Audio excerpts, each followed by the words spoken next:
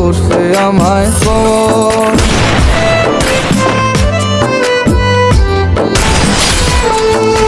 মন ভাঙা এক মানুষ আমি হইলাম যাযাবর, আপন মানুষ বিনা দোষে করছে আমায় পর।